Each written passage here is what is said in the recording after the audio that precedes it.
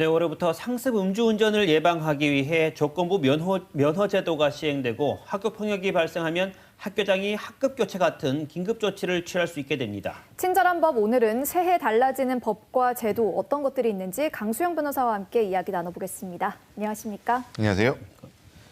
네, 먼저 재범률이 높은 상습 음주운전을 예방하기 위해서 새로운 제도가 도입된다고 하는데 어떤 내용입니까? 예, 올 10월 25일부터 시행되는 도로교통법 개정안에 따른 상습 운전자를 대상으로 한 조건부 면허 제도입니다. 5년 이내에 2번 이상 음주운전을 해서 면허가 취소된 사람이 다시 면허를 취득하려면은 반드시 2년에서 5년 기간 동안 음주운전 방지 장치가 부착된 차량만 운전할 수 있는 조건부 면허를 받아야만 합니다. 이 음주운전 방지 장치라는 것은 자동차에 시동을 걸 때 호흡 검사를 해서 알코올이 검출되지 않아야만 시동이 걸리게 하는 장치를 말하는데요. 만약 이 장치를 설치하지 않은 차량을 운행을 하면 무면허 운전에 줄여서 1년 이하의 징역 또는 300만 원 이하의 벌금형에 처해질 수가 있습니다. 또 운전자를 대신해서 이 호흡을 대신 측정을 해서 시동을 걸어주는 행위, 또 이 장치를 조작하거나 분해하거나 임의 해체하는 행위 등은 모두 형사처벌의 대상이 됩니다.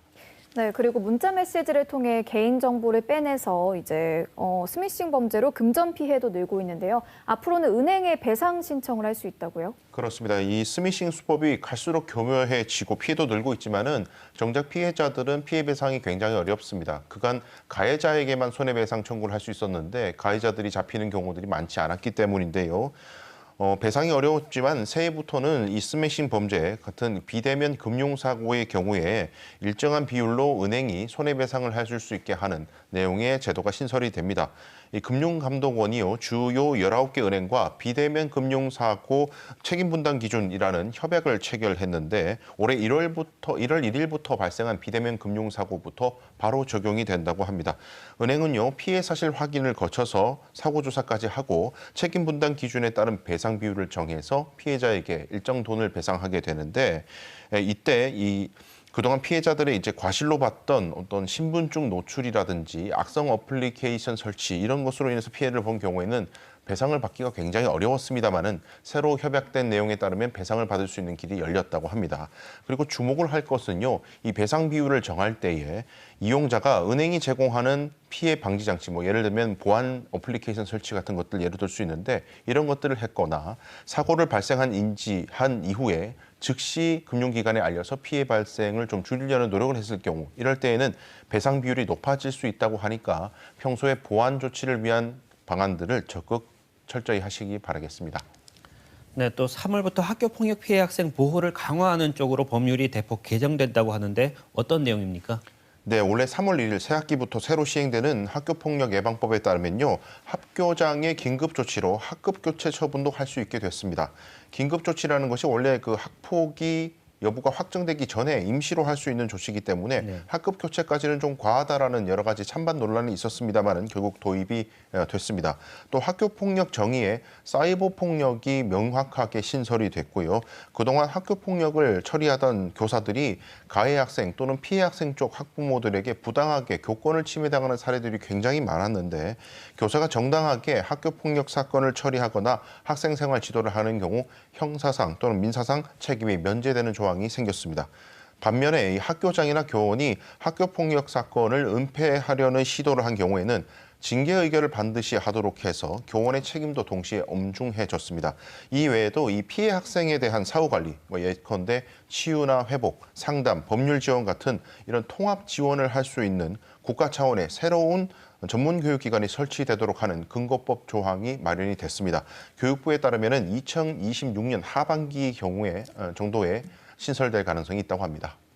네, 그리고 동물보호법도 개정이 됐습니다. 앞으로는 맹견을 사육하려면 허가를 받아야 한다고 하더라고요. 네, 바로 맹견 사육 허가제입니다. 한마디로 운전면허처럼 이 사나운 개를 키우려면은 지자체의 허가를 받아야 한다는 것입니다.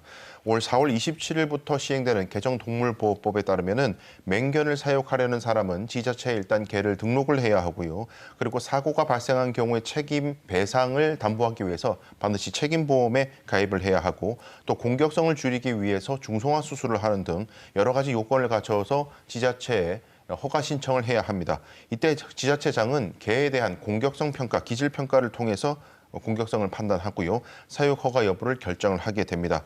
또 이미 맹견을 사육하고 있는 사람도 법 시행 이후에 6개월 이내에 맹견 사육 허가를 받아야 합니다.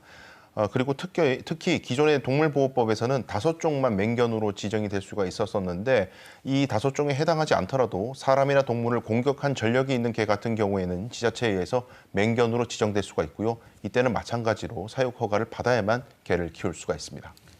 네, 출산율을 높이기 위해서 올해부터 육아휴직 제도도 개선이 된다고 하는데 어떻게 바뀝니까?